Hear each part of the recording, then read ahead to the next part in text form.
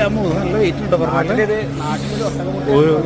ഒരു കിലോ ഉണ്ട്. ഇത് ഒട്ടകപ്പക്ഷിന്റെ മുട്ടയാണ് കേട്ടോ ഗൈസ്. കണ്ടോ 100 ദിർഹാണ് 1 കിലോ വെയിറ്റ് ഉണ്ടാവും ഏകദേശം. നല്ല വെയിറ്റ് ഉണ്ട്. കോഴിമുട്ട ഇതിന്റെ അടുത്ത്, അത് ഒട്ടകപ്പക്ഷിന്റെ മുട്ട. എത്ര വ്യത്യാസം ഉണ്ടോ നോക്കി.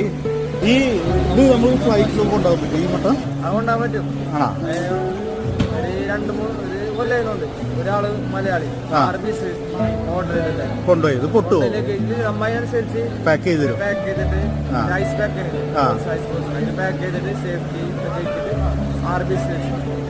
പഠിച്ചിട്ട് ആൾ കൊണ്ട് നാട്ടിൽ കൊണ്ട് എയർപോർട്ടിൽ കുഴപ്പമൊന്നുമില്ല.